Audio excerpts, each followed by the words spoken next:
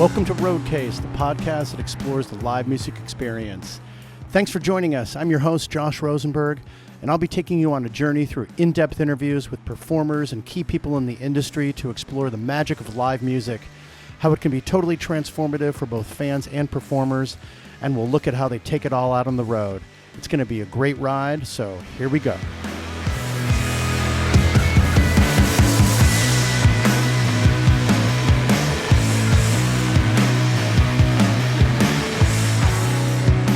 Hey everyone, this is Josh Rosenberg. Welcome back to Roadcase. I'm really psyched to be here.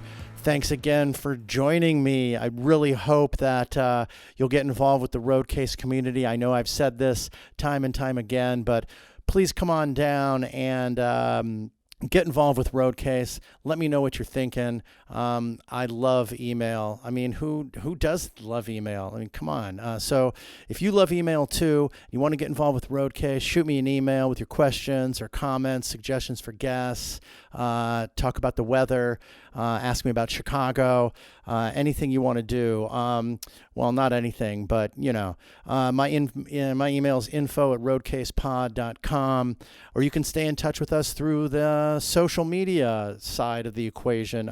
We have not been banned from Twitter yet or any social media, so we're still up there. Instagram, Twitter, and Facebook. Our handle is @RoadcasePod. You can also support this podcast on Patreon. If you'd like to get involved there, that would be great. We're going to have some exclusive episodes that are available only on Patreon coming up soon. So go ahead, run over there and join the party at Patreon. That's patreon.com/roadcasepod. Of course, I want to remind you, and you probably already know this, that you can hear this podcast on your favorite listening platform. So today I'm really happy to have Terry Welty with me, and Terry is Geezer Butler of Black Sabbath's bass tech, and he's a sound person extraordinaire.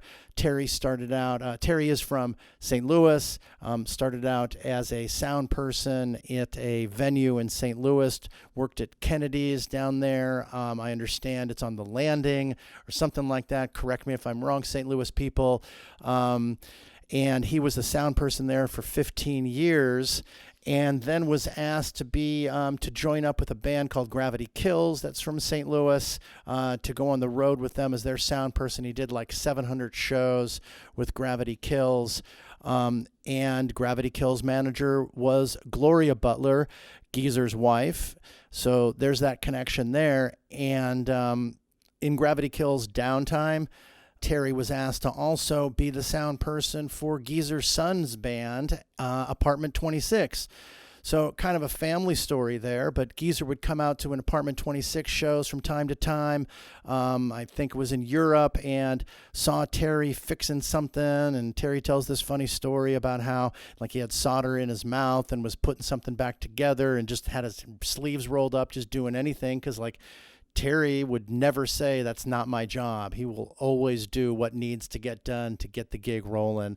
And Geezer walked over and said, "Hey, when I need a guy, you're my guy." So Terry had done well to impress Geezer, and lo and behold, not too long thereafter, Terry gets a call from Geezer saying, "I need a bass tech. Do you want the job or not?"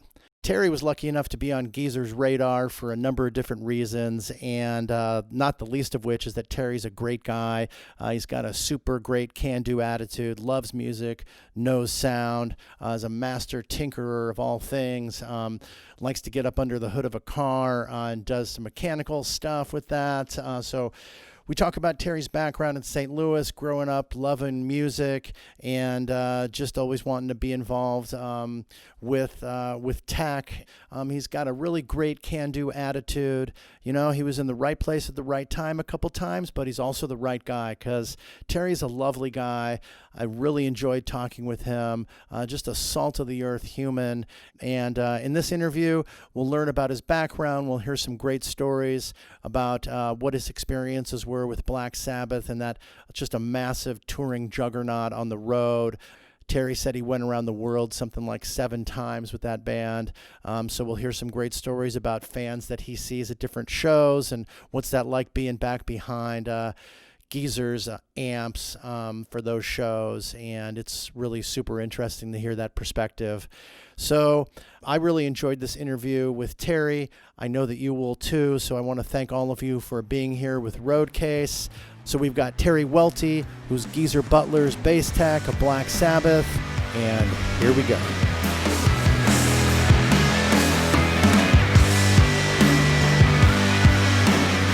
Hi, Terry. How are you? Good. How are you? All right? I'm great. Thanks so much for taking the time to be here today. I really appreciate it. Oh, my pleasure. And it's great to meet you virtually in person. And we were chatting a little bit, and you're just the fucking super nice guy. I can already tell this is going to be a great conversation. Well, no holds barred. I'm not scared to talk about anything. Oh, good. Well, that's what all interviewers kind of like to hear. I mean, there's certain things, that I forgot, but yeah. Oh, well, yeah, you're not alone in that band. That's for sure. About forgetting things and stuff like that. That's for sure. Yeah. What first let's go back to kind of your interest in music and the industry in general. Kind of how'd you get started? What's your first entry into the music industry? Well, I guess when I was a kid growing up, I grew up in East St. Louis, Illinois. Not a great place. Mm-hmm, didn't have much money, but everybody in our neighborhood played some kind of instrument. Mm-hmm. And the kid that I met named Mike Bequette, I was probably 6 or 7, and he was a guitar player. So I'd hang out at his, which he lived 3 doors down. So we just, I'd go down to his house and we'd beat on drums, with trash can lids and whatever we could find. And, he kind of got my interest sparked. We'd sit back and listen to records with his older brothers. And, so I started being a drummer, actually. Oh, really? Yeah. And then went to guitar and then finally a bass. When I've heard my first live bass guitar, I thought that's what I want to do. So I play bass in bands up in. Wait, when you heard your first live bass, so how long was that between when you started drums and you were like, wasn't that part of the package? Like playing drums with the basses kind of? Yeah, I guess I was probably 9, I guess, or 10. We went. Another friend of mine took me to a concert. His sister took us to a concert, and it's the first concert I seen, and it was in Belleville, Illinois. Nice. Who was it? Was it like a big show? No, it was a local band. That was breaking up. I think their name was Serapis or something weird like that. But seeing them guys on stage and they burned all their stuff at the end of it. And I thought, man, I want to do that. Like, this is pretty cool. You can play stuff and burn it. I want to burn stuff. That was pretty cool. What year was that? So that was 72, 73. Yeah. That's the good introductory period. I know my first introduction was like 75, seeing the Stones as like a fan, and then I was at the LA Forum. So even better. That was fucking cool. So you saw these guys and you were like, I want to do that. Yep. That was it. And, but I lived in East St. Louis. This was miles, up into the good neighborhoods of the state. But what was cool back then is we had really good guys like Bobby Heil. His place was in Marissa, Illinois. A guy named Don Hartwig, who kind of invented big PA stuff with some brothers back when in the old days. Mm-hmm. So as I got older, I started hanging out at their place in Marissa and learning how to solder and build cases and, nice. Mix like Don, and we teach how to mix anyway. So, and we became friends and still are. I mean, unfortunately, the rest of the soul, Don passed away a few years ago, but I still talk to Bobby Heil a bunch, like the Heil microphones and that. So it's that guy. Okay. Yeah. But he taught me a bunch of stuff. And, it's funny because I just seen him a while back. He likes to play organ at a place called Lincoln Theater in Belleville. So he'll go in every now and again and play like organ, like in the movies and stuff. Right. So I went and go see him. That's been probably 3 months ago. But I've got an old talk box of his, from the early, probably early 70s. It's one of the first ones. Right. So I had him sign it. We took pictures and talked about the old days. And so the talk box is the thing that you use with, explain that a little bit. Well, it's like it's a mid driver of a PA kind of, and you send it into your amplifier and it sends the sound up through a hose and you're talking to it and over a microphone. Right. And it's kind of a cool thing. But Peter Frampton kind of made that. That's the funny super part. Popular. Yes, because Peter Frampton has one, and when I was showing Bobby mine, he goes, "Oh, there's only 2 of these." Right. The kind that I have like it. And I said, really? And he said, yeah. And the other owner is Peter Frampton. So he has Peter has the second one. I have the first one, but he has the second model of this thing. Yeah, which is kind of cool. So it's at the house in a frame, and Bobby's written me a backstory about it, and so I put it in the frame with it and pictures of he and I, and he signed it for me. So. Come on, tell me you break that thing out and do a little "Do You Feel Like We Do" once in a while. You have to. Yeah, right. Exactly. You have to. But yeah, so I know a lot of musicians around St. Louis, so I'm itching to kind of get it out and have somebody play it live at little venues here. It'd be kind of fun. That would be super cool. Yeah. So you got involved in kind of the tech side right off the bat with Bobby on the microphone side. And you said you were soldering cases and things. What took you from like drums and playing? Did you just jump right in and go, oh, this tech world is kind of where I want to be? Well, it was, I was playing in bands and such, and you're playing a band for a month and they'd break up and you'd have to find another band. And I was a teenager. I'm looking around, and the only thing constant was the sound guy. There was always a sound guy. And I thought, well, I'm hanging out in Marissa with the sound guys. I might as well learn how to do that. So, guys like Stan Nickens and Don Hartwig and Bobby Heil and all them taught me, so I'd go on gigs with them guys and slept gear around. This is probably 78-ish. Right. So everything was big back then. There was big cases, big heavy things. Yeah. But I liked it. You had it. to be you look like you're a big, strong guy. You got to be strong enough to carry all this stuff around too. Not to mention. I used to be, when I was younger, but nowadays I just kind of point. You get somebody else to do. Yeah. Yeah. Exactly. Right. As you get older, you get smarter too. Oh yeah. I'm there. But but during that interim of playing and working with bands instead of playing in them, I was a mechanic for a long time. Mm-hmm. I worked on a big race car, and we traveled around the country doing that. And I worked at a Kmart as a mechanic for 3 years in the early 80s. Mm-hmm. So it was kind of cars and music. It was a win-win for me. Yeah, right. Right. So you like to roll up your sleeves, get your hands dirty. Sure, absolutely. It's analogous to kind of where you kind of ended up with tech and things, it looks like. Did you ever think like, I want to be in that direction of music? I mean, while you're at Kmart working on cars, like what was your musical thinking at that point? Well, it was, like I say, it was just the bands were coming and going, and I was just getting fed up with it. And so I started building a PA.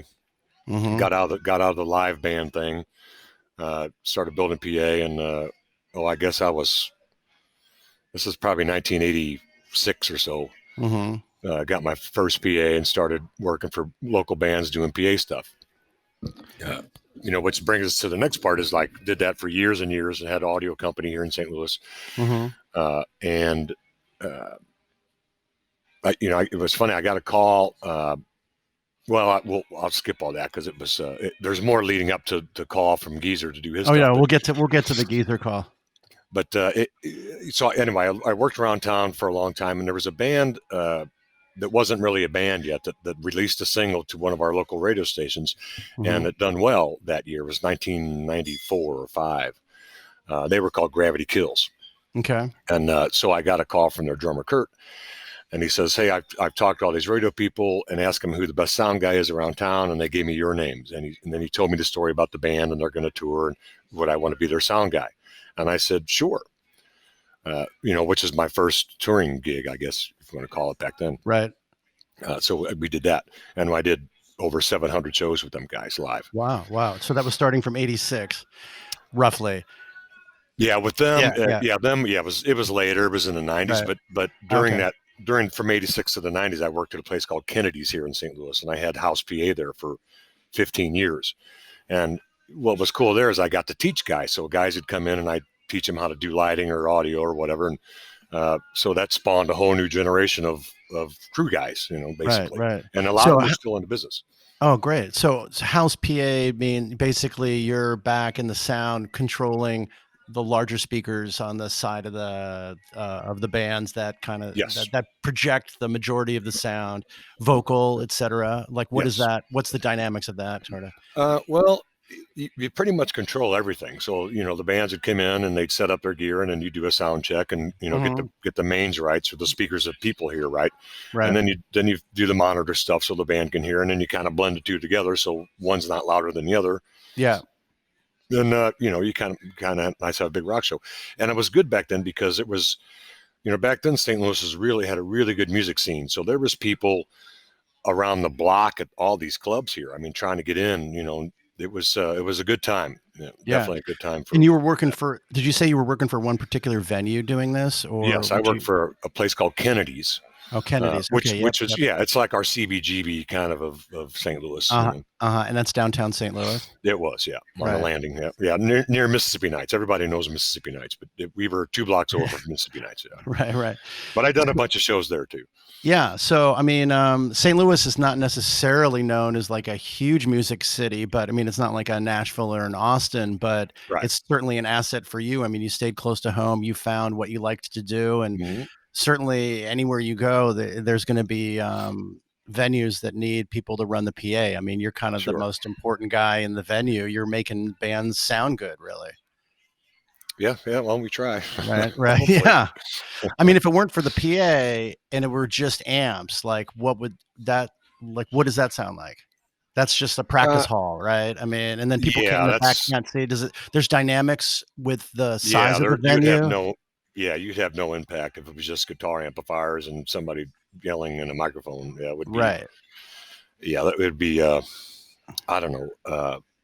It'd be like going to somebody's garage, and having a band play. But right. Yeah, because you add in the big speakers out front, makes a big difference. Yeah. So you're the guy that sweetens the sound for that venue, and when you did that, if you had ever gone to a different venue, did you explore like different venues and try to understand what the idiosyncrasies of a particular room is, right? Yeah, and then absolutely.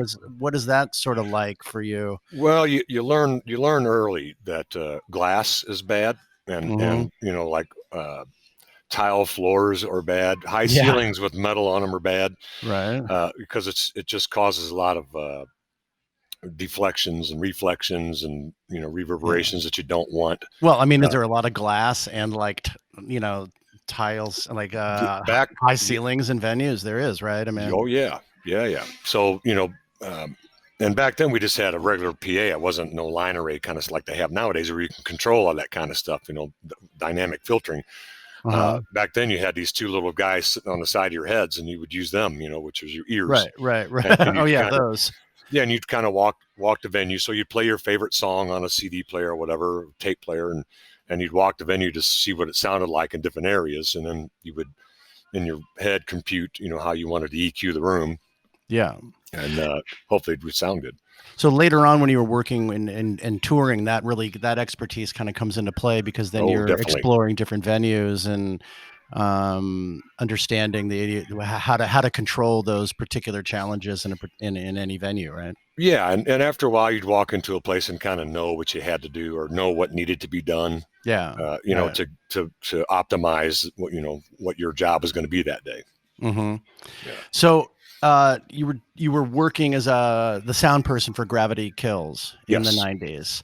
And so how did kind of your association with Black Sabbath come out of that, or into that? It's during that time. So when Kurt, the drummer from Gravity, had called me, they were a 3-piece. They didn't really have a singer yet. Kurt had called his cousin Jeff, who lived in Oklahoma. Mm-hmm. And Jeff flew up and he did a scratch track to the song called Guilty. Mm-hmm. So that's the song they submitted to this contest at our local radio station here. It was KPNT, The Point. And it done really well. So they decided to put some more songs together. So Kurt had called me and wanted to get a sound guy lined up. And I said, okay. Then they hired Jeff. And then they had all these record labels, courting them, trying to get them to sign with them. And Kurt decided they needed a manager. So he went manager shopping. And it was Geezer's wife, Gloria Butler, who became their manager. Interesting. Okay. And that's where that whole thing started, with meeting Gloria. And then I met Geezer after Gravity Kills' first show, a couple of weeks after that. Mm-hmm. And his son, Biff Butler, had a band called Apartment 26. And Gloria asked me during Gravity's downtime if I would be their sound guy, tour manager. And I said, sure. So we toured all over the States and Europe and stuff, and got to know Geese a little more, and he was coming out to some of the shows in Europe. And I remember particularly there was one where the bass player had something had broken on his guitar, and I was soldering it, and I had solder in my mouth, and I was holding these two pieces together, and I was soldering this thing together, and Geezer was looking over my shoulder, and he goes, "Yeah, he goes, if I need a guy, you're my guy." Oh, nice. And I said, "Well, that's cool. Good. That was nice." And a few years later, it happened, and I became his sound guy. It's so interesting. I've heard so many stories about people that are just willing to just roll up their sleeves and get dirty and just help out in any way they can, just MacGyver the shit out of something on the spot, which is what you have to do, right? Sure. Sometimes, yeah, because the gig makes a huge has impact. to go. Yeah, you have to do the gig. And one thing you'll never hear me say ever is that's not my gig, because if you're out there with a band and even though it's not your gig, if something happens, then you want to get it done and make sure the band's happy when they go on, because if they're happy, it's going to be better for you working. No matter whatever your aspect is, lighting, audio. Yeah, when you say it's not my gig, you mean it's not my responsibility or something, or no? Right. If you see somebody struggling and they needed some help, no matter what, even if you're not working for the guy, absolutely. Right. You're kind of a team player, and it shows a commitment to music, live music in general. Sure. Yeah, there's been buses that broke down, and since I have a mechanical background, of course I would jump in and help repair it. Why wouldn't you? Right. Yeah. If you know how to do something, then practice it. Yeah, of course. Yeah. So Geezer lived in the States, and yes, he actually lived in Missouri. Yeah, he lived in Chesterfield. Yeah, not too far from where I'm at right now. Oh, okay. So that's how you got to know his wife, who, and then his son Biff, right? Uh-huh. That's right. Okay. Yeah, I kind of used to look after his house back then. When he tour and that. So I drive by there, a couple times a week, and check on his gear in the house and make sure everything was fine. And so you got yourself into the organization there. You obviously you were getting to know Gloria and Biff. Oh, yeah. You were like, oh, well, I'm a bass tech and your dad's in this big fucking band. It's like, funny. What was your thinking there? Like, could this happen? Like, did you want to do that? What was your thinking at that time? Well, what's funny is I wasn't a bass tech then. I was a sound guy. Mm-hmm. And I was out with Leonard Skinner in late 2006 with an opening band. Right. And so I come home off that tour, and Geezer had called me, and he's telling me they're going to put the band back together with Ronnie James Dio. Okay. And I said, oh, cool. And he goes, I'm looking for a bass tech. And I said, oh, I got a guy. I was going to call a friend of mine here in town. Right. He goes, well, I'd rather you do it. And I said, I don't know if I know how to do that. Nice. And he said, well, you used to play bass, didn't you? And I said, yeah, back in the 70s, and he goes, well, do you want the fucking gig or not? And I said, yeah, okay. Yeah, I'll take it. Literally, it was that quick of and short of a conversation. Yeah. So I hung up with him. Then I called my friend that I was going to call to take the gig anyway, and said, hey, I just took a gig with Geezer to be his bass tech. I need to learn what the hell I'm doing. Yeah. So I drove out to his place, and then for a couple of weeks, and he taught me how to take guitars apart and put them together, and signal flow and how all that kind of stuff works, and amplifiers and things. And and I remember our first show with my first show as bass tech was with Geezer in Canada, and we were kicking off the band was called Heaven and Hell, kicking off their tour, and I remember giving him his guitar. The intro music had started, and he was getting ready to come on stage. I put his guitar on, and I sent him on stage, and I walked out of my world, and the intro's still going. And I just happened to look at my wireless system, and I forgot to turn his belt pack on his guitar. So we have no signal. So I run on stage, and I turn this thing on, and he looked at me. He goes, "What's the matter?" I go, "Nothing. Have a good show." And I patted him twice on the back.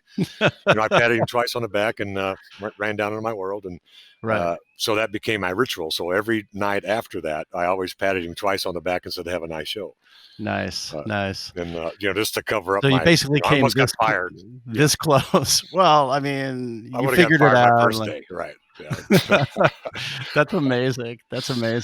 Yeah. So that was kind of your first bass tech job, was to work for Geezer. That's amazing. Yep. What was that? Obviously you were nervous enough not to turn on the belt monitor at Sure. that time, but Yeah. how did that kind of evolve going forward Uh, during that tour? How did that initial tour go, and oh, how it was was it? great. Tell me a little bit. Well, I got to meet Tony Iommi's a guy named Mike Clement, and Mm-hmm. Mike taught me a shitload. I mean, tons in the first week. I'd just hang out in his world, and he'd show me how to do stuff, and like in real life touring situations, because it was a bigger act. Oh yeah. So I was definitely nervous, and I was definitely a fish out of water. I needed guidance anyway, so he Mm-hmm. provided that and helped me a bunch. And and the guys are really cool. Vinny and Ronnie and Tony and of course Geezer was they all liked me, and we got along really well, Mm-hmm. and which helps a bunch. So um, there was Where'd you all tour during that time? all over the world. Uh-huh. Yeah, we went everywhere. We went to Russia and Japan and Australia and Wow. States and Europe, all through Europe. As your first tour with a major act. Yeah, and I've been around the world 8 times since then. Wow, nice. So what was that first one like? What were your impressions? What's the one thing that stands out in your mind today about that first tour? Well, I guess just learning it all. I mean, because it was I don't know how to explain it. It was there was a lot of information, coming in, so we'd have to process all this information. Mm-hmm. But I did find out that because we toured a lot then, man, we were working like 3 days straight and stuff. Like bands just don't do that anymore. I mean, Right. because Ronnie could sing it. Like he could sing 2 months straight if he had to. But but I found myself getting up early and walking the cities that we were in and taking lots of pictures. Uh-huh. Cool. And I'd put it on, on the interwebs so my friends could Right. kind of see what I was going, because it was pretty cool. I wanted to share it with people because, I mean, I got really lucky, and I wanted to share it with people that probably wouldn't get that lucky to go. That was see the all first these time you places. had been abroad. No, I went to England with my dad was born in England. So my grandmother took me there in 1976 and 78. I went to England. Oh, all right. So so I had a little bit of a taste, but I did acquire the taste for travel during that. So it was for sure. So I was good with the traveling part, Mm-hmm. So that was kind of cool. And like I say, and with Gravity Kills, we toured like all through Europe, and this is before they had the Euro. So back then, we traveled Europe for 14 weeks, and had 1 day off. We worked every day, Wow, except one, and but back then I was tour manager, sound guy, so I'd have to go to all these places and get money because we didn't have the euro back then. So every country had its own money. Yeah, that's, oh my God. Before every time you crossed a border, you just get a load of cash for each country or something like that, like enough to get you by. Yeah, I just put it in like a sandwich bag, and like I put the country name on it, just put the money in there. So when we came back, I already had money. You know what I mean? Right. Yeah, for sure. Just to get something in the roadside thing when you cross the border, right? Exactly. That's exactly right. Yeah, and a bus driver would always, his name was Terry, as a matter of fact, and he would wake me up and he'd say, "Hey, we're at the border crossing," and we'd get out of the border crossing, and I'd stop, and I'd go, bureau to change and change money, and get whatever currency we needed. But, right. Yeah. Just another angle of headache in those days. Right. But back then it was normal. It was just, the thing to do. It's like you had to get up to get money. I remember that. Yeah, for sure. For sure. So you had experience with Gravity Kills going around Europe, and you were tour managing for them? Yes. Yeah. For a lot of it. Mm-hmm. Did you enjoy that? Yeah, it was okay. I mean, a lot of times I was a fish out of water. I mean, there was a lot of things that I didn't know, and and we were touring with one of Europe's biggest bands at the time called Skunk Anansie, and we were their support act. Mm-hmm. So I come walking in the venue one time with a video camera, and I'm filming and stuff, and Skin, the singer, stops their sound check and was yelling at me about videotaping. So I said, "Oh, it's all right." So I just gave her the tape. I go, "Here, you're gonna have it. It's not worth that much to me, but whatever." So I learned a lesson. Yeah, right. Ask permission, or don't ask permission, but just ask forgiveness or something. Exactly. How does that saying go? I don't know. Yeah, I just don't. Yeah. Right. So, you went around the world with Geezer on your first go around, and the crowds must have just been amazing, and the fans and that whole environment was just a huge step up. Yeah, well, I've learned things because like when I did this first tour as a sound guy, and he's touring the GZR stuff. Mm-hmm.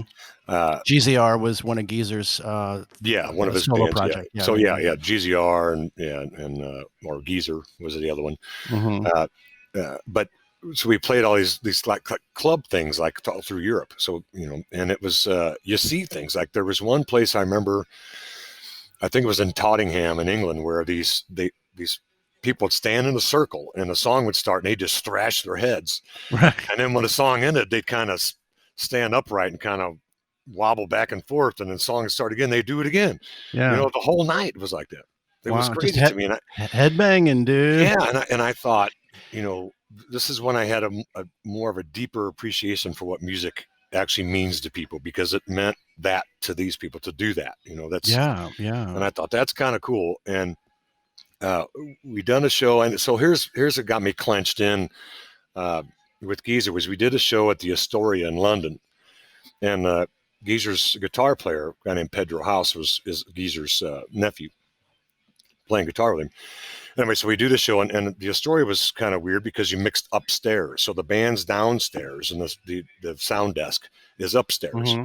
Yeah. So I mixed the show and I'm running, so our sound check, I'm running up and down these stairs, listening to the PA downstairs and running back upstairs and, doing the things you got to do.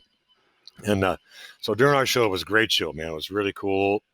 Really good response. The band was on fire. My God, it was just fucking amazing. And, so we come home off that little run and Pedro had called me about 2 weeks after that. And he said that Kerrang was there and gave audio a 5-star rating. And I said, well, that's good, right? And he goes, they've never given a 5-star rating since 1958. And Kerrang is that's a magazine, big, a review. Big magazine, yeah, huge magazine. Yeah. Okay. And so apparently I got a 5-star rating, and they've never done that before. Awesome. And I thought, well, that's kind of cool. So he saved me one of these magazines. Right. And I shit you not, 15 minutes later, Geezer called me, and it was a very simple, quick conversation. He just says, he goes, yeah, you're my sound guy from now on, and hung the phone up. He's a man of few words. I guess he's seen that article. It's kind of funny. That's really cool. Yeah. But this Tottenham thing, I mean, did you see that that's the key to this whole thing, is like just how music touches people and how it moves people and the different ways in which it moves people. Yeah. And then I seen it years later with Heaven and Hell with Ronnie, because Ronnie would sit outside and sign autographs until the last person. Wow, that's amazing. I mean, we was in Cincinnati, Ohio, and it was raining, and it was 3:30 in the morning, and he's still out there signing stuff in the rain with all these people. I couldn't believe it, but that's just how he was. He loved his people. He loved his crew guys.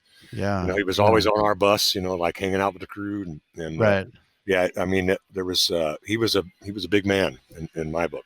Yeah, sure. I saw Ronnie. I can't remember exactly which band it was, but it was in Padova, Italy, when I was a student there in it was either late 1985 or early 1986 at the Palace Sport or something in Padova. It was a great show. I bet. Yeah, I don't think he's ever done a show that wasn't great. Yeah. Okay. No matter what. I mean, really, seriously. I mean, the guy just had some pipes on him, and he just loved people.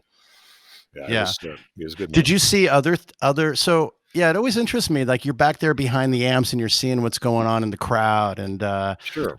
Yeah, I mean, you saw that Tottenham, the headbanging and stuff. What are some other examples? I mean, was that sort of something that was a common kind of thing to do at Heaven and Hell show? So you saw that in other cities or in other ways? I mean, yeah, not so much the Heaven and Hell, because Geezer stuff's a little bit harder than that. But Heaven and Hell stuff, yeah. I mean, there was like. Wait. Oh, so the Tottenham thing was GZR. GZR, yeah. Okay, sorry. Yeah, all right, yeah. I mean, whatever band it was, it's kind of the concept of how it moves people, and you got to see that. With Heaven and Hell around the world, with GZR in different areas. What was that like to see that on a nightly basis from your perspective? It was cool because my way of thinking was, who am I? I'm just a kid from East St. Louis that got lucky and got a gig, and I get to witness all this and see this, and you can feel it. I mean, just the electricity in the air when a band when they play that intro tape, if a band comes on, you can feel it literally. Oh yeah, yeah. I mean, the excitement, and you can see people, getting antsy and getting nervous because it's getting ready to happen, and these are larger venues too, yeah, right? yeah. I mean, you feel it in a 300 person oh yeah, thing. man. Forget about like thousands and thousands of people. And then you hear the screams, and it's deafening, a lot of times. Yeah. Oh yeah. I mean, you get 20, 30, 40,000 people. Do you ever get used to that? I mean, does it ever become? Oh, okay, yeah, no, but I love. I mean, it's funny because I was probably even more nervous than some of the band guys a lot of times, just because it's because now once they start, then the weight of the world's on me, or all of us tech guys. It's like sound guy, light guy, right. Drum tech, keyboard tech, bass tech, guitar tech. It's all on us guys now because shit's got to work. Yeah. So you've got an hour and a half to be very focused and make sure. I get what you're saying. It's harder to be the tech guy than the player. Yeah, for sure. well, yeah, I mean, they're bringing it and their instruments, and that's years of practice and being able to play it fluidly. But if shit goes fucking wrong, they're not. They're not up there worried about, oh shit, and then shit might go wrong. No, it's like you that's carrying around that nervous burden. But within that environment, there's an energy, and of course, you're feeling that too. Did that energy? Did that pick you up, or did it make you nervous? Like, oh fuck, like, what did that feel like from your aspect of like? Yeah, this is great, and everyone's super into it. If shit goes wrong, man, how did that weigh on you? Yes, it did. But then again, it was a good bad feeling, let's say. So, because you're up to working and everything's doing well, but there's, like I say, you have to stay focused on what you're doing. So you can't be looking out in the crowd and stuff, and picking out some chick you want to look at. Right. You kind of want to work. You did it anyway, Sure. Yeah. On a good night, but but there's things that happen. Like in New Zealand, one time, a guy, stage manager of the venue, had told me my power was on 2 separate circuits, and of course, I believed him, and I learned a lesson after that because now I check it. But back then, I'm like, okay, cool. I took his word for it, and it wasn't. It was on 1 circuit, so I blew it. So I didn't have bass guitar for, I don't know, 15, 30 seconds, whatever it took to find another circuit to plug this thing in. During the show? During the show. Yeah, was it while he was, he kept playing. He just played through it. Right. Because there was always sound, because I had a DI on his guitar. So there was always going to be what's the DI? Audio gap, but it's a direct interface. So there's So he was still playing out of his amps. It just wasn't going loud. Well, it was out of his guitar. His amps wasn't working, but his guitar was. So so what happened? That's just a redundant, thing we do. Yeah, but, he knew he could hear his amps not working. He just kind of looked at me, and he knew I was busy, fixing it, because he could see me. You can see my backside, because I'm tracing down these cables and stuff and figuring out what was going on. And but he knew it'd be okay, and we got it fixed and everything was fine. So after that, I took preventative measures and split my circuits into 3. That way, if shit happens again, I could always have a spare. Right. So that's where, you sound like, I can see you that you're just kind of like, oh, fuck, I remember when that happened. You're getting nervous. I think you're getting nervous just sitting there. My palms are sweating. Well, you fixed it, dude. It's all over and everything's cool. But that's, you definitely have to, you are on the spot, right? That's a huge responsibility for that kind of for that enterprise and that level of band. Not to mention for just a smaller band. Fewer people, fewer problems, but still. That's kind of where the rubber hits the road for stuff like that. Right. Well, and it's, that's what I explained to Geezer. I said, it's my first time doing this, so there's a lot of my learning curve is pretty great. But with guys like Mike Clement around to help me, so I took more of a proactive stance after that show. And was Mike again was Tony's guy? Guitar, Tony, he was with Tony for 27, 28 years. Mm-hmm. So he pretty much seen it all. So I kind of batten down my hatches, and I went through and replaced all my cabling and just made things a lot easier for me to work on in case shit did happen. Right. But was Geezer starting from nothing? He had a tech with him in the early years of Black Sabbath, right? Weren't a lot of these problems ironed out, or were there just new technology that requires new solutions and new redundancies? Exactly. Yeah. Because back then they were learning even how to do a big live audio show, so they kind of worked Right. out their bugs. But yeah, he's had some pretty good tech guys, Geezer. Yeah, I mean, yeah. I took a guy, his name is Sid, and he went to work for another big band. So that's when I got the gig, with Geezer being his bass tech. Because Okay. Geezer called me and asked me if I wanted to be his tech, because his guy was going somewhere else, and I said sure. Right. So speaking of new technologies and direction, I mean, how has your job with Geezer changed over the years with respect to technology, or his demands, or his level of sound, or quality of sound, for example? Well, it's improved. Back when I first started, we had a big pile of stuff, and and I had to figure out how to make all that stuff work. Right. Which to me it was, which we did. It was fine, but I wanted to change it. I wanted to make it mine, kind of thing. Yeah. So I talked to Geezer about it, and he said, "Well, okay, while we're in rehearsal." So I built a whole new rig in rehearsal. This is probably 2009 or 2010 or something. Mm-hmm. So I built everything. I called my buddies at St. Louis Music, and they built me some more cabinets, speaker cabinets, and Right. built new amp racks, and it's made it more simpler and easier. But Right. I did take Geezer's prerequisites in account, because he wanted the cabinets to touch the floor, which they did. Yeah. So because he likes to feel that low end, and there were some other things, Yeah. like he likes the speakers to distort from the speaker, not a pedal. Right. So you choke the amp a little bit and get some distortion out of it, and so we did all that stuff. And then as time went by, that rig changed, and I started building more stuff. So I did.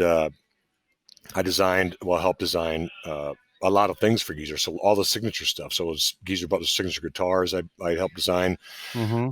the pickups with EMG. Guitars were Lakeland basses out of Chicago. Okay. EMG pickups. We made a pickup for Geezer. Good story, that one. And then amplifiers with Ashdown, and then straps with Heavy Leather out of New York. Wow. And then the wah-wah pedal with Dunlop, Right. for NIB.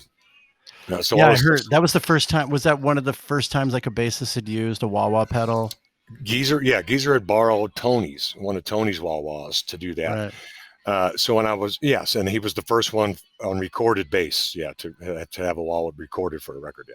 Right. Interesting. God, I So love that shit. it was funny, because when I was designing that thing, I called Tony and asked him if he remembered what kind it was, and he did not remember, which I didn't. It's been a long time ago. Right. So what I did was I bought. I went on, Craigslist and eBay and Reverb, and I bought all the wah-wah pedals that were indigenous to that time frame, from 66 until 72. A bunch of And I vintage bought stuff. them all. Yeah. And Wow. and I A-B'd them. So I took them to the house and A-B'd them all. And Well, you did uh, what to them? I would compare them all. So I'd hook them up in a chain, and Oh, I A would, B'd them. Okay. yeah. Yeah. So I gotta I gotta I do a little bit of translation here. yeah. So I Okay. compared them, and then I found Yeah. the couple that I liked, and I started modeling, the wall pedal I was going to do with Dunlop after them, Right. after the two that I found I liked. Then I bought a kit from this place in Japan and built my own, but I added parameters so I can change the different parameters of the wall. So what's called a Q and a heel and a toe, and so there's all these the swells and things, and Right. so that's and then it was about a year and a half of work doing all that kind of Wow, stuff. you're like a master tinkerer with all these things. It's amazing, like the level of personalization. Well, but I had help. I mean, I talked to Jim Dunlop a Right. bunch, and of course Mike, Yeah. I mean, Tony's you're very guy. humble, but I can clearly see like you drove this train. Like it's impressive. Yeah, it was definitely a lot of fun. It was cool. Yeah, no doubt about it. Even the pickups were the same way. I did the pickups. I got a Note 61 Fender Precision, so I kind of modeled the pickups after that guitar. And on the third, I guess you'd call it the third try, we got it right. So the first two prototypes were close. The first one he sent me, I kind of EQ'd a little different. And then the second one, I just scooped out some middle. And then the third one, it was spot on. It was fucking perfect, man. The thing sounded so good.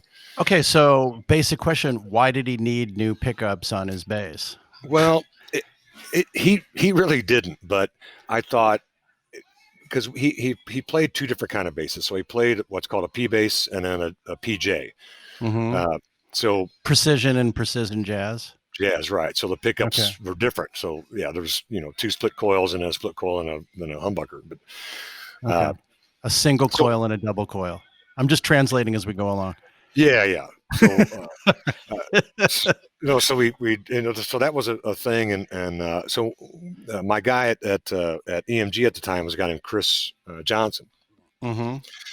And so I called Chris and I go, yeah, this is the one. So they sent me a couple mock-ups, and Right. so we were doing a show, and I think it was Australia, and I put the pickups. I didn't tell anybody, but I put the pickups in what we call the birthday bass. It's a white bass I had made for Geezer back when, it was because his favorite was a 52 precision bass. So they made me a 52 precision bass. Lakeland did, and I put these pickups in there, the precision pickups in it. And we do the show, and so he only used the guitar on 2 songs. So he finishes up the 2 songs. I give him his Which next 2 guitar. songs? And I don't remember. I know right. that there was a low tuning. I don't remember what they were. Because he would do odd tunings too, right? So was that on? He would tune a step and a half down or something, right? We'd have they call it semitone, but I call it a step. But right. there was ones we had that were tuned down to C and then C sharp and then D and D sharp. Yeah, right. Yeah, so wow. we had 4 so tunings you'd have to for have, Sabbath. So you'd have to have like 4 different, or you would retune. How many guitars would you have? No. I had 4 main guitars. Right. Tuned to each tuning, and then 4 backup guitars tuned each tuning, and then I had 2 redundants on the songs that used the most guitars. They would have been the D and probably the D and a D sharp. Okay, interesting. So, but there was, and it was, I had multiple belt packs and wireless systems going. Because if something happened, all I had to do was just give him a guitar and he could start playing. I didn't have to turn nothing on or off. You just give him the guitar and would go. So how does that work? You've been personalizing so much stuff. Does Geezer have at the time? Was he working with a particular? Obviously, he wasn't working with a particular brand that he had to use or wanted to use. He was happy to use the stuff that you were personalizing with him for him on the bass guitar side, or how does that all tie in? Well, it all started, because he had his company. So we had St. Louis Music that did his amplifiers. He was on Ampeg, so we used Ampeg stuff. Okay. Ampeg cabinets, Ampeg bass amps. And then, that was his stuff from before. And he had Lakeland basses he was playing during my tenure. When I started, he had the Lakelands. And I thought, I was talking to him one day and I said, have you ever had a signature guitar? And he said, no. And I go, wow, interesting. So I called John at Lakeland and said, Geezer's never had a signature bass guitar. And he goes, what do you want to do about that? And I go, I want to make one. I want a Geezer signature guitar. Yeah. So which Geezer was aware. So I called him and said, well, send me pictures of your 5 favorite basses in the whole world, starting with your number 1 favorite bass. Right. And tell me why you like it. So he did. So what I did was I took what he liked about each bass and built it into his signature bass with Lakeland. So John and I worked on that. John made up some mock-ups, and right. And it was cool. And that part I didn't tell Geezer. So I once they were done, I knew he'd like it. So they built the first prototype and sent it to him, and he liked it pretty good.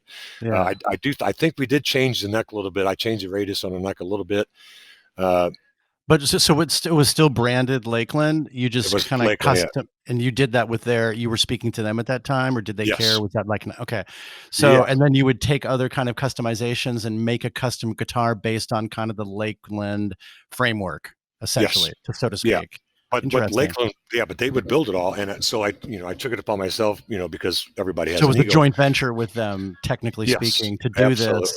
And then you were like, "Oh, this is what he wants. This is what he wants." So it's basically, like a sports guy that's like putting together like his equipment, like a shoe. I want it like this. I want it like this. I want it like this. And then the company Lakeland was meeting your specifications and working with you to help put it together. Absolutely. And they let me do something a lot of people don't get to do is not only do we have one Geezer signature guitar, we had 2. So the main one I called a T1 because Geezer's name on the road was T1 because we were both Terrys. So they called me T2. Right.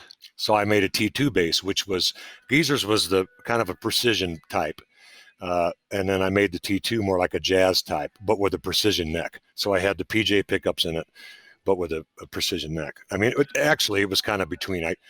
I radiused the neck between a precision and a jazz and kind of married the two. So it wasn't as thin as a jazz, but not as thick as a P bass. Interesting. So it's kind of between, which was it was a good feel for him. He liked it pretty much. So was it mostly about feel, but you were also dealing with pickups, which affect the quality of a sound?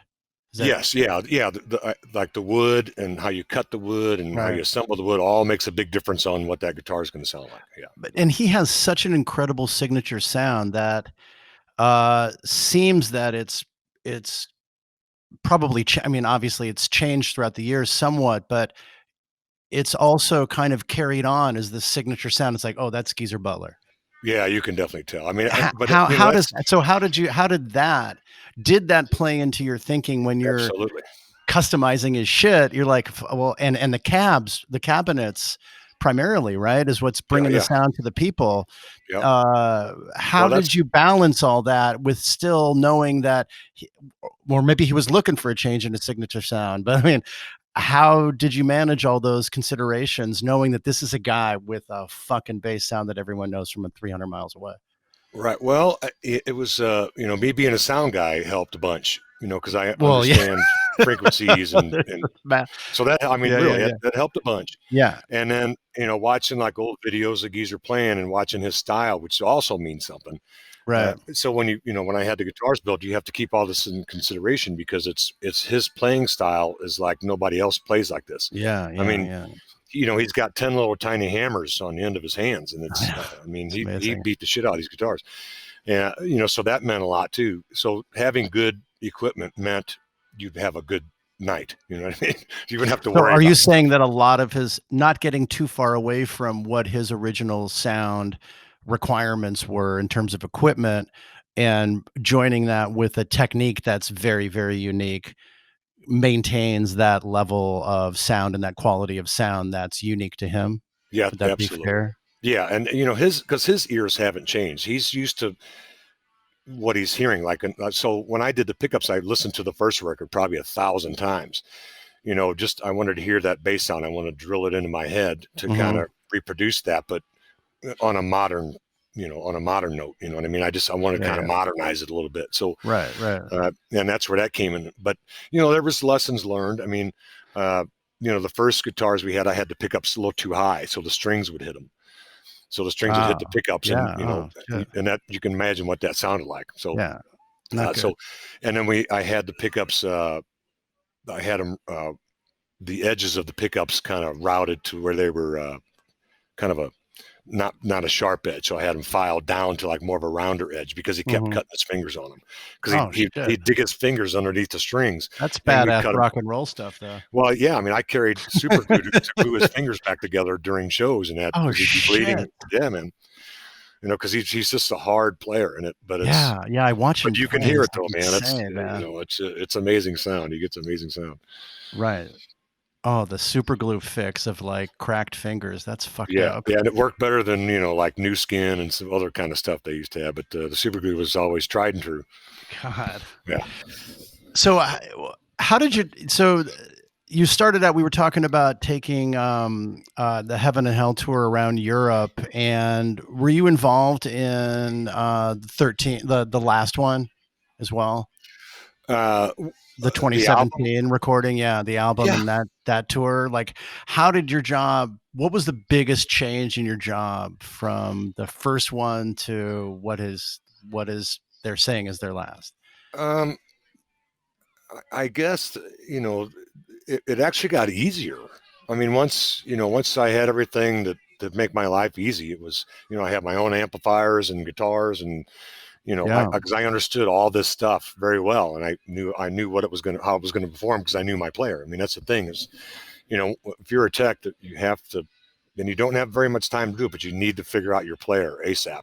Figure out what he likes, what he don't like, or her. Right. And kind of get that out of the way, just so you can concentrate more on your job and understand what they need and what they like. So by the time you got to more recently, the 2017, when was that tour? 2016 or something? The last tour, last show was February 4th, 2017. Yeah. So you'd had the opportunity to work with him and customize, like we were talking about, and then it kind of became a little bit easier from that in that regard. But then there's still some of the idiosyncratic issues that come up in being a bass tech, right? I mean, it's somehow I kind of envisioned. I mean, does it get easier? Does it really get easier? Well, in my mind it did, but probably not. You it got just better, became, maybe. You got yeah, better. it just became natural to to test things and check things that I did, and because it was just so redundant. I did it every day just to make, I checked my backups and my redundants, because I always had I had my main, my backup, my spare, and my backup for my spare on everything. I mean, Right. I had 6 wall pedals out there just in case. You know what I mean? Yeah. I I mean, had 8 literally at spare his heads. feet, there were They, 6 different ones, or you no, just have them they was at back my and feet, but it was, but I made ready to provisions. swap So out. yeah, so I could. I mean, it would literally take 6 seconds for me to run out there with a new pedal and be done. But so there was, and you kind of learn that over time. Uh, on all that stuff. So I mean, I switched out. We had an amplifier go down once, and I switched it out, and nobody even knew it. Wow. But Geezer and I knew it because he heard it in his cabinet. He goes, something's weird, and I go, okay. And sure enough, it was one side of the amplifiers went down, which only happened one time. Right. It does happen. I'm kind of interested because you said you were building these cabinets. I mean, that really has an impact on the sound.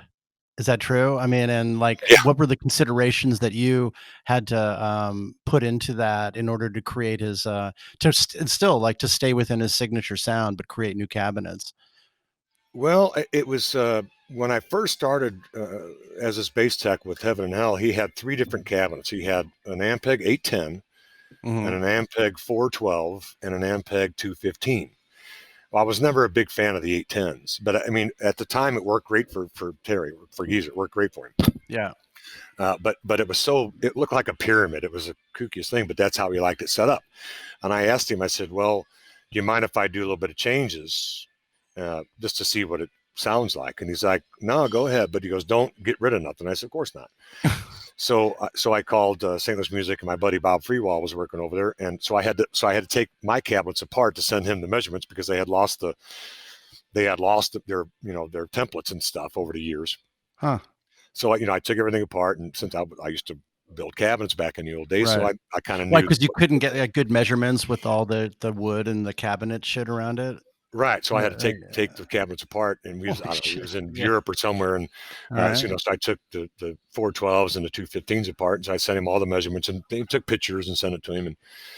And so then he built me some more. So then now the rig became, and what became, what still was from 2010 until the last show in 2017, was I had 4 quad 12-inch cabinets and then 4 dual 15 cabinets. And that was our stage amplifier rig. That was his speaker rig 4-stage. And the reason I did that is because the Ampeg 810s had 10-inch speakers, and they're okay, they're fine. But I knew I could make the 12s push a little farther than them 10s and probably sound a little better with the bass information coming in. Anyway, so it kind of worked out in my favor, and he liked it, and then that's what we kept doing. So. So that was his rig from then till the end of the touring. So when you brought him this newly constructed rig, was that a thing on the road? That was kind of when you weren't on the road and you were able to just mess with it with him, at his studio, at his house or whatever, or he'd come to wherever you had this thing built? He'd come to my warehouse because I had a warehouse here in St. Louis for my audio company. So I was building his bass rig in one of my spare rooms. So, but he wanted to try different speakers. So I had, 4 or 5 different people send me speakers out. So, he'd come over and it was literally, he's easy. He'd walk in, grab the bass, hit an open E and say yes or no. And so he'd hit the open E and he's like, nope, hand me the guitar and leave. which, and I knew Was he seriously a man of few? He's a man of few words like that? well, he trusts his instincts, so if he For hears something sure. he doesn't like it, he's not going to second guess that. He's just going to say Yeah. yes or no, and that's just the way Right. it is. Right. Interesting. So I just went back. I'm a believer in you go with what you know. So Yeah. back then we were using EV speakers, and I was going to stick to EV speakers. So I called my guy at EV. His name was Guy, and said, "Can you send me some of these old type speakers?" And they didn't have them anymore. And I said, "Well, Yeah. what do you have to replace them?" And he sent me them instead. So Geezer came in and hits his E, and he goes, "Yep." And I knew Nice. it. I knew it, man. So that became our speaker. Cool. And you've got all this stuff, like when you're touring, and you got all this stuff on the road, and you've constructed these things in a custom fashion. Like, how do you move all this stuff all around from each stop? I mean, I just see that driving someone crazy. I mean, you're seeing these things get wheeled around, and who's wheeling them around? I mean, is that part of your own crew, or is it the guys at the particular house? No, it's us. Yeah, it's us. Our crew. So you got to have a really good stage manager and production manager. Production manager is key here, because production manager he controls every aspect of everything once you walk into a venue. So once you walk into a theater or whatever you're doing, he has complete control and knows, and everything's already in place because he made it that way. So he's already made the calls. He's got people there. He takes care of what's got to happen. And your stage manager makes sure that the stage is what it needs to be to get your gear up. Yeah. And then he'll start calling for gear, and then you call the truck, and these guys start peeling it off the truck and bringing it up to the stage. Right. And that's where us. I was called a backline guy. So the backline guys would go up and we get our stuff, in our worlds, so to speak. And then kind of have the hands bring it on stage what we needed on stage, and leave off stage what we needed off stage. But even with Heaven and Hell and Black Sabbath, I also looked after the keyboard players. Okay. So my priority job was, of course, Geezer and the bass players. Even when I was with Ozzy, I was looking after Blasco and the keyboard player, which was great for me because on Sabbath and Ozzy was Adam Wakeman, who also played guitar. So in my bass world, I had Geezer set up or Blasco set up or both sometimes, and then Adam always playing keyboards and guitar. So he was standing right next to me, because we was off stage on these tents. Right. So it was, it was good times. I mean, it was, we all got along well, and especially Adam and I became really good friends. And he, as a matter of fact, he helped me on the, so if you've seen the movie, The End, the Black Sabbath movie, Geezer and Tony and Ozzy play the song Changes, and they haven't played that since probably 74 or 75. Right. And Adam helped me with the keyboards because the studio had one, and then but I needed a second for Tony to play piano on. Where were they playing? We was at Jamiroquai studio in I guess it was northern England somewhere, probably up around, I don't know where, but but that's where we set up all the stuff, and they recorded all that stuff for the movie. So they recorded Changes and what else? What's the harmonica one? Anyway, I think they recorded like 4 songs. I don't remember what they were, but so anyway, so Adam came in and helped me program these things and get them set up, which is cool. And then he had to leave to take his kids to school. So real life never stops. That's for sure. Right. So yeah, they kind of say, I mean, big picture. We're talking about the equipment each night. You felt like you were in good hands with all the equipment. I mean, it just that's something that I was just really wondering, like, how that feels from a tech perspective to see all this stuff moving around from place to place every night, Right. Well, it's, were you ever worried about like safety and loss and stuff? Well, sure, because you're working with guys. I mean, like, especially with Sabbath, I mean, people want, they want things to take home. They want souvenirs. Right. Yeah. So I mean, I never, knock on wood, I never took my eyes off the guitars, because that's usually the first thing that'll go. I mean, other than like picks, guitar picks and stuff like that, but I don't worry too much about that more than anything else. But I always had security in my world.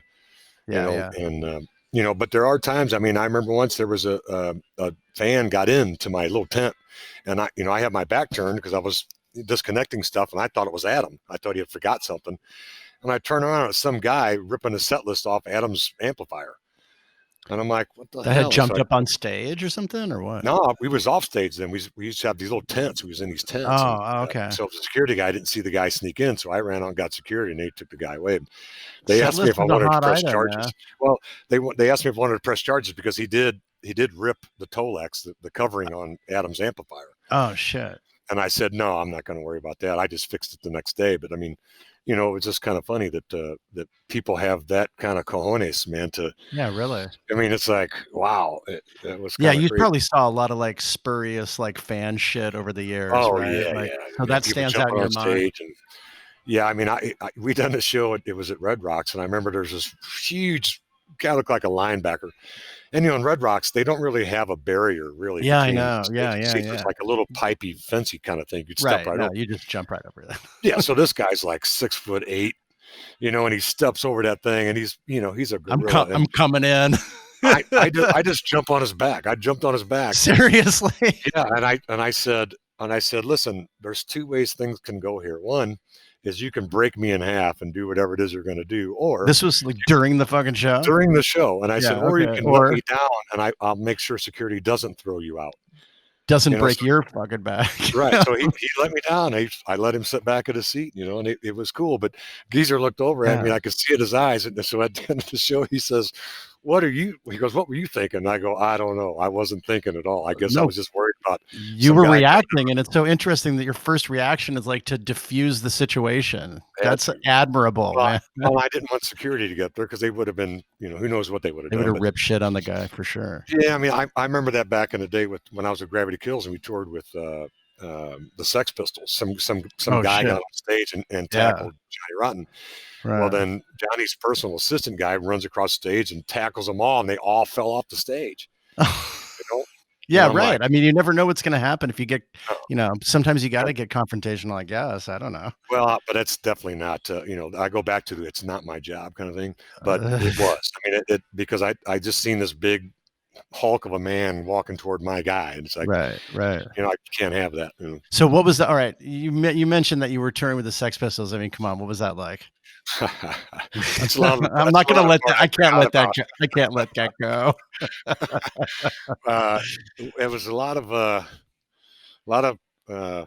lot of fun stuff was going on back then. Yeah, I bet, man. Wow. I think that was 96 or so. Right? We did the whole North American run with them. Oh, no shit. So that was like way post punk, but still like they were the original lineup and everything. And that's fucking amazing.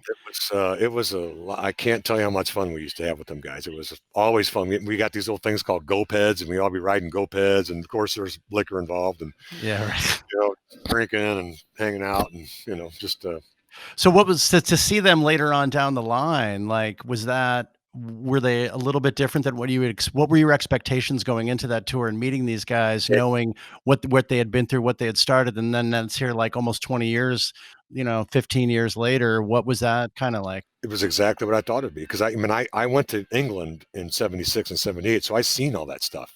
Yeah. You know, I seen it firsthand, like the new wave and the punks and I liked it, believe it. I liked it. So I got to see a lot of the bands play. They were phenomenal. You know, it was pretty cool. And, you know, nothing's changed. I mean, with them guys, nothing's changed. I mean, they're exactly the same as they were back then. I mean, you know, John Loudon's still crazy and, you know, he says what he means and he means what he says. I mean, if he says something, he means it. Otherwise he's not going to say it.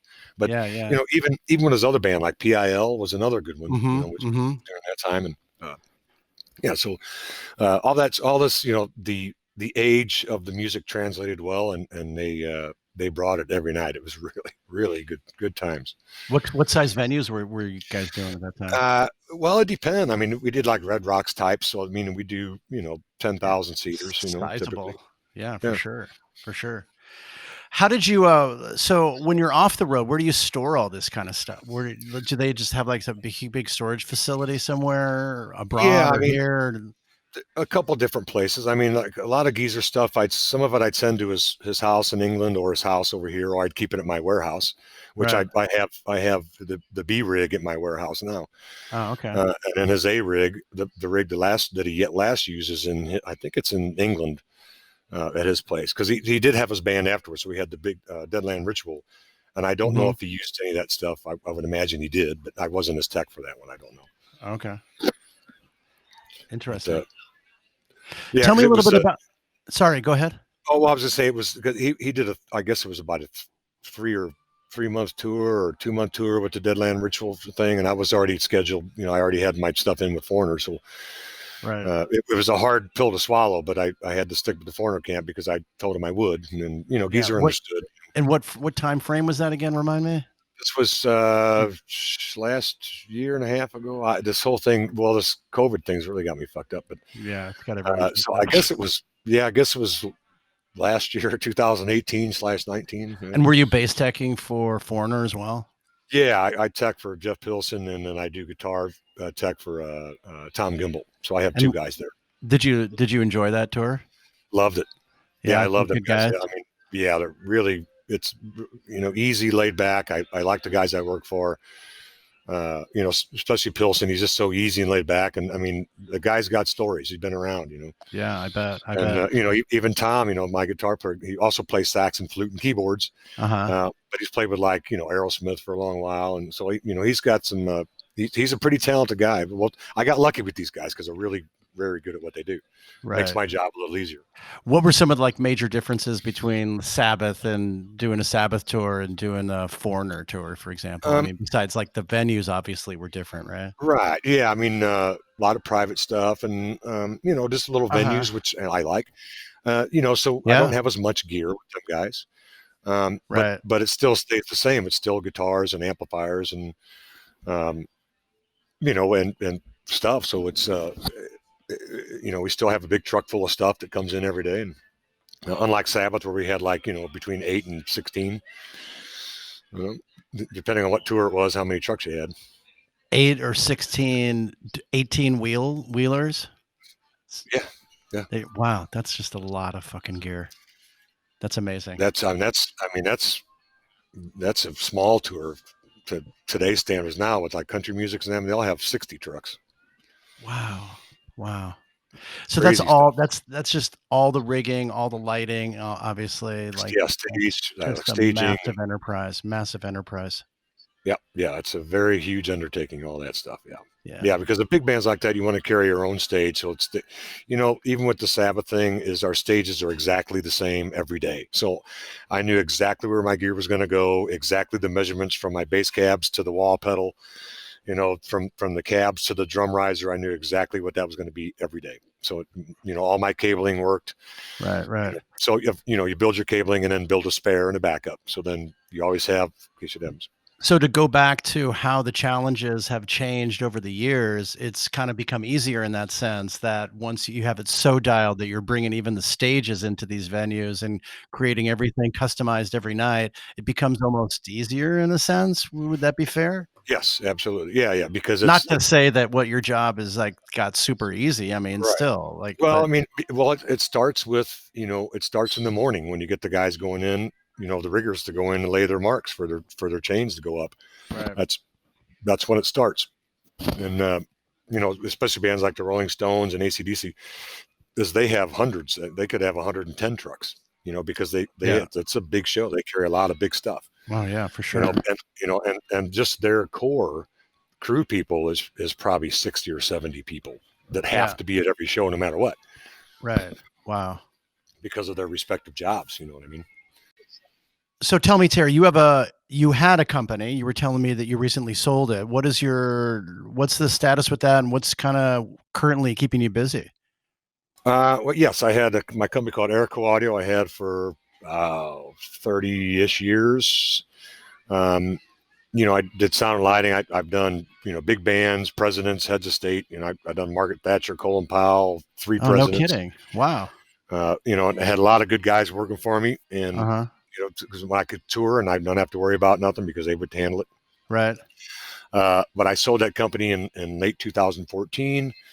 So now I just kind of buy gear, fix it and sell it. And so I have my day job now since the COVID thing is I set up and install office furniture. So I do like cubicles and things for hospitals and government buildings and things like that. All right. Well, that's good. Good to switch gears. Yeah, I like it. I like the guys to work with. I get to use tools again, and I get to use my brain for something because assembling all this stuff, and I like it. I mean, Right. it's definitely not a music thing, which I miss a lot. But Yeah. during these times, one has to do what one has to do. Yeah, for sure. Absolutely. With the audio company, how did like the branding, were you able to co-brand with Sabbath at all, or how did No, that no, kind of because relationship? no, I mean the only time I ever used the Airco name with the Established was when I was building geezers, base rig and stuff because I used Uh-huh. my warehouse to do it. Right. But I never, I never thought about doing that. It just didn't make any sense to me, to tie my company in with that because it was just another entity. The company was Right. on its own. Uh, Okay. but I did build. At the time I had a lot of room, so I could. So I'm like, all right, we'll build it. Do it here. Yeah, for sure. And you talked about doing things for Margaret Thatcher and other government people. Was that just like to build sound for for personal their appearances or something for the Yes. government or something like that? Yeah. Or when So they were they doing it privately? right. So like Thatcher she had wrote a book, I guess. Um, and she was touring that book. So I think it was at William Woods University here in Missouri, and so she was just kind of giving a speech on that book. Right. So they hired me in to do the audio. But it was crazy back then because I had my Secret Service pass and all that sort of stuff, and but because you're working with the FBI, Yeah. CIA, You MI6, and all cleared these yeah, wow. You Scotland cleared the Yards. So, FBI security check. Wow. I cleared Scotland Yards too. I mean, because there was 6 different private entities on these gigs. So Uh-huh. got the U.S. versions and the European version. So Right. so you had to have your credentials in order, otherwise you wouldn't step foot on the premise. No Yeah. doubt about Yeah. it. And Yeah. even when I done President Bush Jr. the first time, and my security detail, we had a security meeting, and he's telling me, he's like, well, here's what they showed me their stuff. They got redundant stuff here, and so my job was to not leave the front of house desk. So he goes, I don't care whatever happens. If you need something, you call on radio, and I have guys. He goes, because if you leave this platform you're on right now, we will kill you. We will Oh shoot shit. you, and we will kill you. That's what he said to me. And I said, I'm just going to stay right here. I'm good. Yeah, right, I'm all right right. here. It's cool. You know. Wow, that's a little different than touring with a big ass rock band. Yeah, a little bit. Yeah, right. Um, so you got to see a lot of fan adulation with Black Sabbath, Yeah, obviously, over the years. I mean, kind of what's that like from your perspective to see just, people are chasing Ozzy down the street. I don't know what exactly occurs, but like what is that kind of environment to live in? it sucks for them guys. I mean, because they can't go out, they can't do anything, they can't go anywhere. I mean, it's uh, you know, something that I liked a lot was like a lot of times you play these venues and there's guys our age there because their music was when we were younger, Mhm. but I see their kids and their kids, Yeah. at Sabbath shows, which is like, and the band guys see this. I mean, they see it. They know it's like this is pretty cool that they've, now they're coming into 5 generations almost of Wow. people listening to their music, which is pretty cool. That's It's got to be fucking pretty cool for them. that's totally cool, yeah. I mean, I know I've But got a 15-year-old son who loves rock and roll, so I mean, I remember one time there was a little girl and she was probably 8 or 9, and her dad I guess it was her dad had her on his shoulders, and she was singing every word to every song. And she was on Geezer's side, yeah. and so at the end of the night, he looks at me, and goes, "Go give that girl some pics." So I ran Yeah, up, and right, it's the only time I ever left his side of the stage. Well, left his side on right. that side of the stage, and I ran up to the front edge of the stage, and I handed a bunch of pics to her. Oh, nice. Just because that's my boss wanted me to do that, so I did that. Yeah, for Otherwise, sure. I would never be I seen. mean, he doesn't I didn't see him playing with a pick, right? But you just kind of have a No, bunch of that there. You just grabbed it at like Black yeah, so Sabbath he got branded and there's just a like handed souvenir to him. thing. Yeah, right. Which I designed all them too. Oh, nice. All I right, did I gotta 26 when I pictures. come down to St. Louis to see you, I gotta grab a few of those things. Speaking I of got a couple. fandom, but I'm That's all sure right. you're getting attention from like gearheads and gear nerds and stuff when Yeah, yeah. I mean, have you developed relationships with fans over the years in different Yeah, places absolutely. and such? Yeah, yeah. There's a page called Global Black Sabbath Convention that I met Ben Fowle years ago. One of the guys that runs it, him and Dave Davis, Stephen Knowles. But they were doing what they do is they go around like the big show Sabbath place. So like in Birmingham, they were there in Birmingham when the last shows. So they have a Mm-hmm. convention.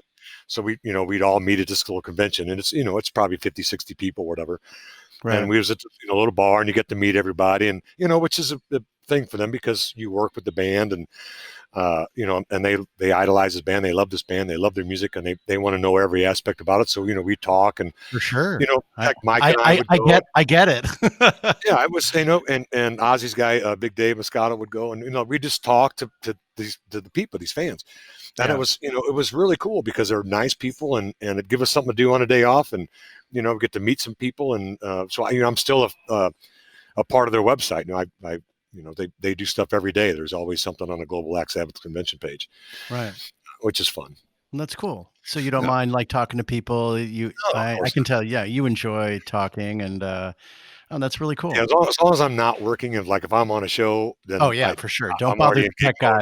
guys when they're walking around on the stage. Don't bother the tech guys. That's for Yeah, sure. that's right. Yeah, I don't dig it, but that's just so that's just one of my golden rules is never well, go on stage sober until you're done. Yeah. Period. Right. And then Right. and that's my golden rule of most of all. And then the second one is what I don't like because I don't want to be bothered when I'm working. Yeah. Yeah. Unless it's my guy or something directly related to the person particular job I'm doing at that particular moment.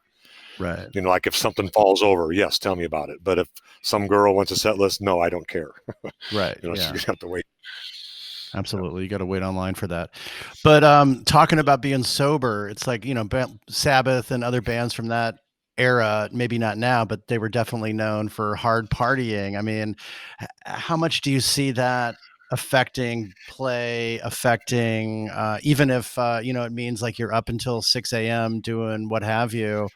Kind of what's the attitude with that? What did you see? And has that changed over the years? Yeah, definitely changed. A lot of it's because the guys that used to do that are now older. Yeah. So Yeah. Yeah. like Geezer's 20 years older, almost 20 years older than me. So Mm-hmm. uh, you know he's definitely not drinking and partying like he used to. That's for sure. I don't Yeah. even think he drinks anymore. I mean, he's always been a vegan for most of his life. Yeah. I read about that. Yeah. So other guys, they're getting older and they're trying to look after themselves a little bit better. So I think all that partying nonsense is out of their system. I would hope so if they lived through the 80s. Yeah. Yeah. Or even the 70s, probably worse. But early on, I mean, what was that like? Um, well, I mean, there was drinks. We used to do some drinking, like drugs, and that never, ever any drugs. Mm-hmm. Never. I mean, I don't do it. I mean, I drink every now and again, smoke a cigarette sometimes, but Yeah. what I'm doing now. But Yeah. Yeah. I noticed. yeah, no, no, yeah, I had. There's no drugs. I mean, that's so Right. passe. I mean, nowadays, but It's definitely changed, and I think it's probably like being more health conscious is mm, it's sort of the more of the times possibly, but then these the institutional rock bands, these guys are just getting older. They're just not doing it. You can't do both anymore. right. Well, and it's a thing where they've already done it. You know what I mean? They lived through all that stuff. They done all that kind of stuff. They lived the moment, let's say, and Mm-hmm. now they're getting a little bit older. And you know, I, I don't know. I guess the drugs aren't as good as they was back then, or something. Who knows? But I mean, Oh, I uh, thought it was like a health reason. well, it just makes sense to take care of yourself and not do it. So Yeah, exactly. but I Exactly. mean, yeah, back in the day when I was a kid, there was lots of stuff going on. I mean, Right. there was sex, drugs, and rock and roll backstage. Nowadays, it's more like a library. You walk backstage and there'd be somebody ironing their clothes or somebody having some dinner or Yeah. it's not like gals holding whiskey bottles dancing around half naked. Not It's not. anymore. I ain't Right. seen that. I ain't seen that since the early '80s. Yeah. Or yoga. People doing yoga. I heard like Yeah, Geezer mention yoga. that once, right? Yeah, Jeff Pilson does the yoga thing every day. Yeah, So I he want to knows. ask you one question about a story that I read about Geezer about the Death Valley bar incident. That's okay. Okay, because I'm Jewish and Geezer's married to his wife is Jewish. Is that That's right. correct? That's correct. And then apparently, like he beat some guy up in a bar in Death Valley because he was like saying anti-Jewish things, or I don't know. I have no idea what was said or something, but I just did read that. blurb somewhere, and I was like, oh, I gotta ask Terry Well, about it's this.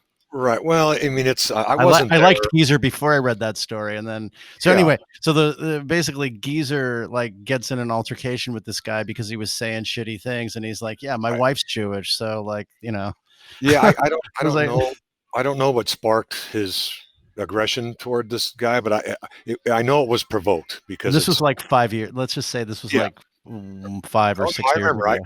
I remember talking to him after because I said, this is kind of funny because I said, yeah, too bad I wasn't with you and when all that shit took place. He goes, yeah, we would have kicked their ass. I'm like, no.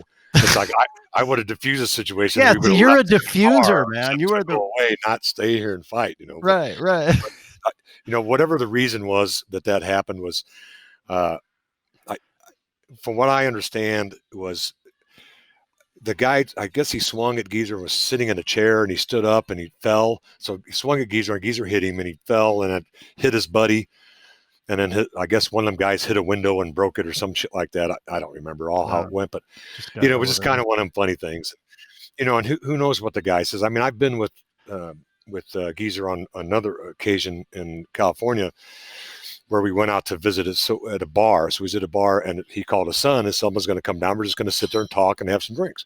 Well, somebody recognized him and called their friends. And then all of a sudden there was a mob and I'm like, fuck this. So I called Gloria, Geezer's wife, and said, can you come get your husband? Because there's now a mob. So she came and got him and he left. But there was one guy in particular that wanted to start shit, and he was stirring the pot. And I looked at Geezer. I know he was getting pissed off, and I go, just hang out a second, Gloria be here in a minute. You can jump in the car and take off. Don't worry about this guy. So I had, you're the perfect wingman, man. Well, I had to bounce at the bar, just kind of keep this guy at bay just till I got him out the door. Well, just like what? Because the guy's like drunk and just getting up in Geezer's face. I mean, he's not like wanting to beat some guy up over some beef he has with the guy. I didn't like that bass line he played on NIB, man. Well, like, it depends. I mean, you get these people that think, they drink the drinks and they get a little crazy and they overthink things too much. So, Sabbath is, it's not a Satan worship band, but to some people drinking, they become that. Yeah, so some of these people don't like that and what they think of in their mind. So that's what they kind of play on that. I mean, you've seen the way that people have kind of taken up the mantle of what they think Sabbath represents when it might very well completely represent something different. Completely different. It was, I mean, when they first started, it was more political, talking about the wars and, killing of the kids and, things, just stuff like that. It's just kind of, but I don't want to talk out of turn because I'm not in the band. So, it's just, just my take on it. What I've seen over the years, it's, people are going to make up their own mind what they think things are. And that's what it is. But I mean, a lot of the iconography that they use that helped supplement a lot of what the words, the lyrics and the vibe, and people take up that mantle of the icons that Sabbath used and what Ozzy would talk about, and then that kind of gets out of control. But if you really scratch deeply, it's some really, really deep and interesting social commentary and anti-government commentary for sure. And that's why I love them. Yeah, I mean people just kind of, either they took it the wrong way or they think of it the wrong way. But if you read the lyrics, you'll understand what it really is. I mean, it's kind of a anti-political, it's a stab at the governments, and a lot of times, I mean, doing what they're doing. Yeah, well, it must have been amazing seeing these guys play live so many times, and wow, that's just I did our drum tech, my best friend Andre was our drum tech for Heaven and Hell, and he counted. So we did 166 shows with Ronnie, and I don't remember how many we've done with Sabbath, a bunch, but I mean, yeah. So I was there from when they started the reunion back when, and until the last show on February 4th. And so what are you seeing kind of, will you go back out? And I mean, once this COVID hit, obviously this is something that's affected you. Do you, when we go back to shows, are you itching to get back out on the road at some point? Absolutely. Big time. Yeah. Yeah. I'm kind of, it's just to keep in and my routine is I wear because I wear all blacks, my stage blacks. So I get up and I put my stage blacks on, like I'm going to work on the stage somewhere, carrying my radio around. Yeah. Just to kind of missing remember road what it was life. like. Yeah, it's just kind of. You ever just go to your warehouse and just turn shit up to 12 and just. Yeah, well, I keep most of that stuff at the house now, so I just go down in my little basement thing and just kind of work on guitars or whatever, just to keep your chops up. Yeah, so. I miss the deep bass and a mic'd kick drum in a venue for sure. I mean, that's just something that you can't replicate at home. No, well, I kind of do stuff local here, so I go out to a local bar, and like I'm at my local bar right now, as a matter of fact. Oh, okay. They have bands. Uh-huh. So I'll come up here on the weekends and tweak stuff and do some mixing, whatever it takes. Right. Well, let's hope that we get back to shows soon. I think. Okay. Yeah. I'm ready. Right. I think I speak for most of the touring industry that we're definitely ready. Yeah, absolutely.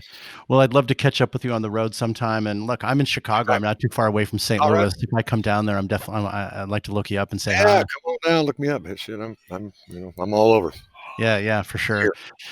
Well, thanks, man. This was a great conversation. I really enjoyed talking with you, Terry. Well, hopefully we got some stuff you can use. Yeah. Oh, absolutely, man. Absolutely. Really appreciated your time. Oh, sure. My pleasure. Yeah. I'd like to love you having on Roadcast another time, man. Good to see you. Take care. All right. I'll do it. Thank you. All right. That was Terry Welty, who worked for Geezer for many years. He was also with Foreigner most recently, which he said he really enjoyed. I found that really interesting to hear him talk about what a great organization Foreigner is. And I really enjoyed hearing Terry's background.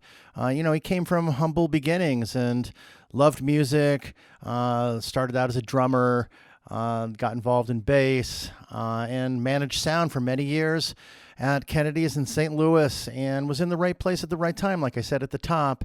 But you can tell that Terry is very humble, and he works really hard at what he does, and he's really good at what he does. And I love how he'll just roll his sleeves up, like I said, and he'll do what it takes to get things done. And Geezer, who seems to be a man of few words, like that humble side of Terry, and the fact that Terry is just down to do whatever it takes to get shit done, and that's the key, and that's why I really like Terry a lot. And I enjoyed this conversation. I always enjoy hearing obviously what's going on in the background behind the performance, and how Terry had a front row seat to all these incredible shows all around the world.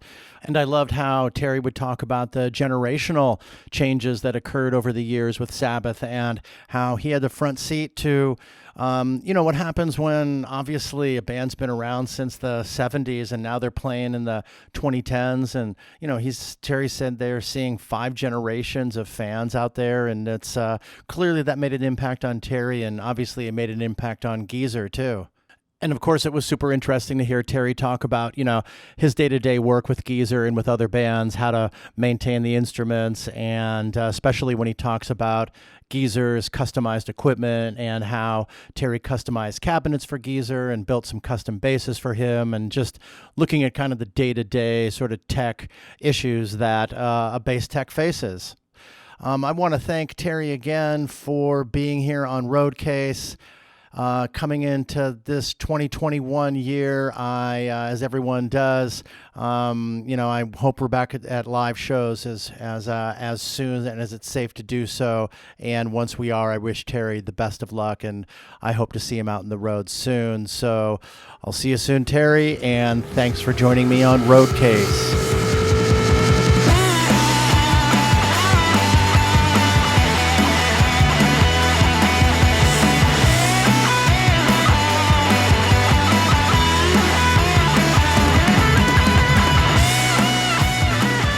Thanks again so much for listening, and I'd like to encourage everyone to get involved with Roadcase. You can do so in a number of different ways. You can email me at info@roadcasepod.com with questions, comments, and even suggestions for guests.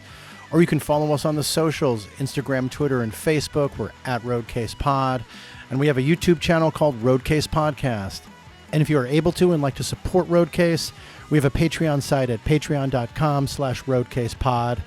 And of course, you can subscribe to this podcast on your favorite listening platform. And if you could please rate and review the podcast while you're there, that would be great. So I want to thank Walter for this awesome theme music that we have. And I want to thank all of you for tuning in and listening to Roadcase. We have a lot of great episodes coming up, so I'll see you on down the road.